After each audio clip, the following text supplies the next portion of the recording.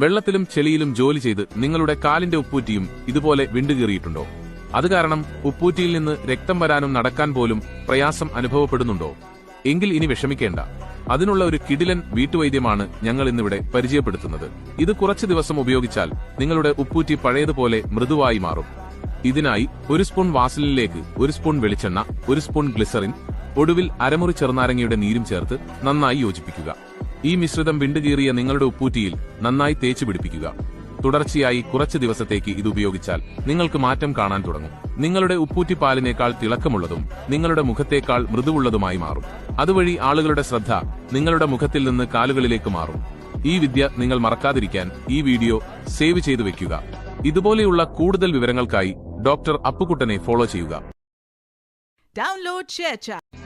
വെള്ളത്തിലും ചെളിയിലും ജോലി ചെയ്ത് നിങ്ങളുടെ കാലിന്റെ ഉപ്പൂറ്റിയും ഇതുപോലെ വിണ്ടുകീറിയിട്ടുണ്ടോ? അത് കാരണം ഉപ്പൂറ്റിയിൽ നിന്ന് രക്തം വരാനും നടക്കാൻ പോലും പ്രയാസം അനുഭവപ്പെടുന്നുണ്ടോ? എങ്കിൽ ഇനി വിഷമിക്കേണ്ട. അതിനുള്ള ഒരു കിടിലൻ വീട്ടുവൈദ്യമാണ് ഞങ്ങൾ ഇന്നിവിടെ പരിചയപ്പെടുത്തുന്നത്. ഇത് കുറച്ചു ദിവസം ഉപയോഗിച്ചാൽ നിങ്ങളുടെ ഉപ്പൂറ്റി പഴയതുപോലെ മൃദുവായി മാറും. ഇതിനായി 1 സ്പൂൺ വാസലിനിലേക്ക് 1 സ്പൂൺ വെളിച്ചെണ്ണ, 1 സ്പൂൺ ഗ്ലിസറിൻ, ഒടുവിൽ അരമുറി ചെറുനാരങ്ങയുടെ നീരും ചേർത്ത് നന്നായി യോജിപ്പിക്കുക. ഈ മിശ്രിതം വിണ്ടുകീറിയ നിങ്ങളുടെ ഉപ്പൂറ്റിയിൽ നന്നായി തേച്ചു പിടിപ്പിക്കുക. തുടർച്ചയായി കുറച്ച് ദിവസത്തേക്ക് ഇത് ഉപയോഗിച്ചാൽ നിങ്ങൾക്ക് മാറ്റം കാണാൻ തുടങ്ങും.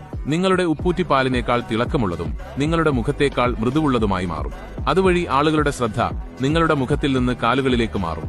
ഈ വിദ്യ നിങ്ങൾ മറക്കാതിരിക്കാൻ ഈ വീഡിയോ സേവ് ചെയ്തു വെക്കുക. ഇതുപോലെയുള്ള കൂടുതൽ